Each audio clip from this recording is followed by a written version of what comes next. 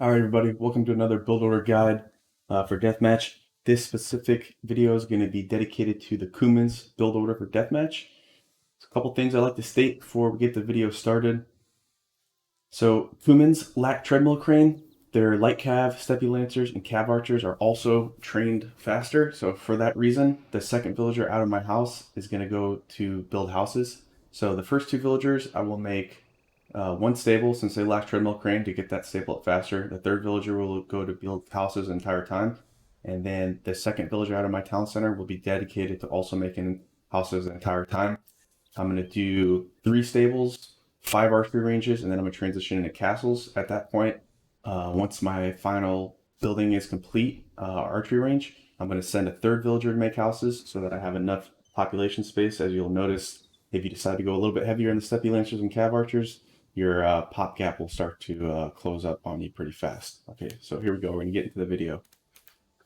First two villagers are going to go to make a stable. Third villager is going to build a house, and then I'm going to send my hussar off to my opponent's base. I'm going to place a total of 3 stables and 5 archery ranges. I'm going to prioritize the stables first, try to get my 3 stables up first, and then get my archery ranges up. So the next villager out of my town center is going to go to make houses.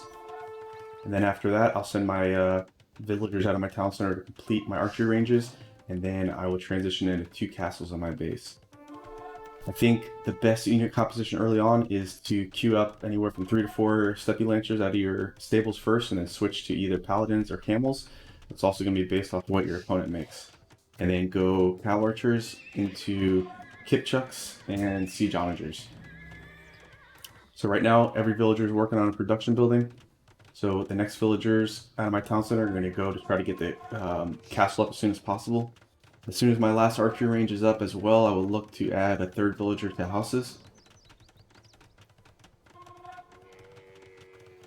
You want to find the sweet spot between not having too much of a population gap, but you also don't want to be pop capped, especially early on in deathmatch, as your opponent could have a large army lead on you.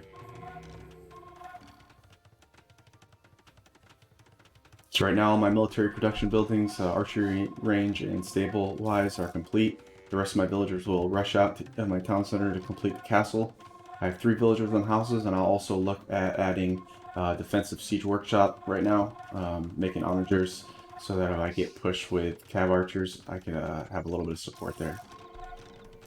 Once these villagers are done making the castle, as stated, I'll add a siege workshop forward. And then I will also look at placing town centers on my gold and taking the map